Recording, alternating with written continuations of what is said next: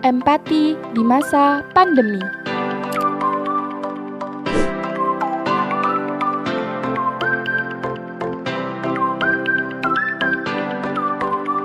Nama saya Novander Heri Perwirajati dari kelas 11 IPA 4, nomor absen saya 25. Saya Nur Arifah Budi Utami, nomor absen 26. Saya Rahma Julianti, nomor absen 27. Saya Rehanika Pramudia, nomor absen 28. Hendra Eka Aprianto, absen 29. Saya Salahuddin Parisi, absen 30. Saya Sandiwardana, nomor absen 31. Nama saya Sultan Agia, absen 32. Kenalkan, nama saya Tiara Rizky Agusti, nomor absen 33. Saya Weita Dinda Wira Lestari, absen 34. Saya Wiki Alfian Saputra, absen 35. Saya Winata Bintang Setiawan, nomor absen 36. Makna empati menurut Kamus Besar Bahasa Indonesia adalah keadaan mental yang membuat seseorang atau mengidentifikasi dirinya dalam keadaan, perasaan, atau pikiran yang sama dengan orang atau kelompok lain. Bentuk-bentuk empati yang pertama adalah peka terhadap perasaan orang lain, yaitu mencoba untuk memahami dan mengerti tentang apa yang dirasakan orang lain, kemudian kita tunjukkan respon atau umpan balik sebagai wujud empati kita. Yang kedua, membayangkan seandainya aku adalah dia. Jadi, kita berusaha menempatkan posisi kita, membayangkan jika kita berada di posisi orang lain. Dengan ini, kita dapat merasakan apa yang dialami orang tersebut. Kemudian yang ketiga, berlatih mengorbankan milik sendiri, yaitu memberikan sesuatu yang merupakan milik kita sendiri atau usaha dari kita sendiri kepada orang lain sebagai bentuk atau wujud dari empati. Dan yang terakhir, membahagiakan orang lain. Dengan membahagiakan orang lain, maka kita akan mendapatkan kepercayaan diri dan kepuasan batin karena bentuk empati yang kita tunjukkan atau yang kita berikan dapat membuat orang lain bahagia. Cara mengasah empati. Ada beberapa cara untuk kita bisa mengasah empati.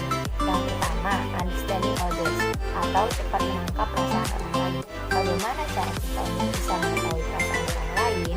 Kita bisa mengetahui perasaan orang lain melalui bahasa tubuh, nada suara, dan yang lainnya. Bagaimana dia nyaman atau tidak bicara dengan kita, atau ada yang disembunyikan.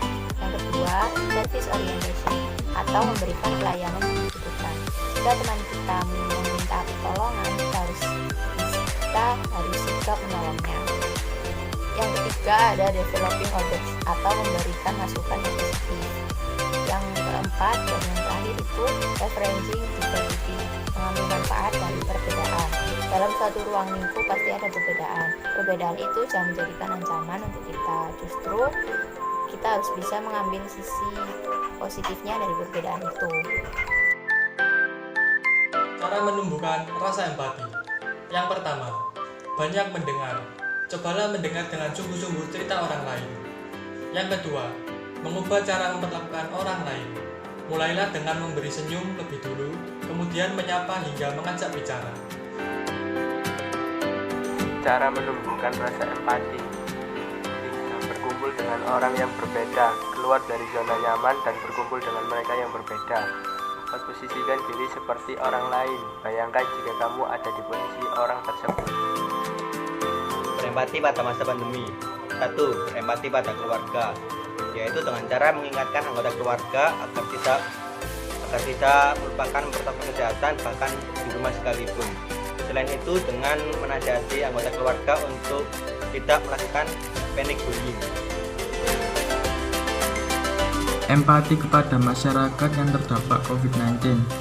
Kita bisa membantu dengan dukungan, motivasi, atau berupa bantuan yang hanya bisa dilakukan di luar karantina, yang ditujukan pada pasien COVID yang merasa bosan atau tidak tahu harus berbuat apa di masa karantina. Berempati kepada tenaga kerja yang ikut serta dalam menangani pandemi COVID-19. Kita dapat berempati kepada tenaga kerja dengan cara menaati protokol kesehatan yang berlaku.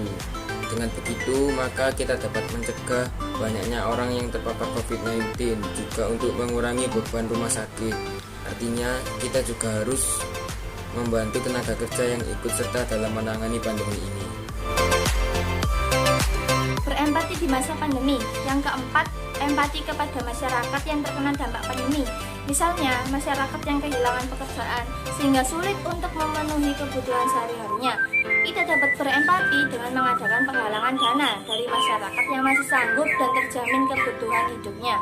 Selain itu, di masa pandemi ini, memang tidak semua orang bisa melakukan social distancing.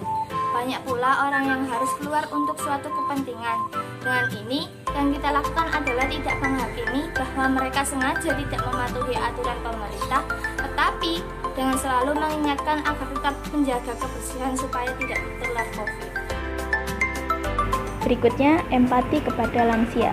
COVID-19 memiliki tingkat risiko yang lebih tinggi pada orang-orang lanjut usia dibanding mereka yang berusia muda.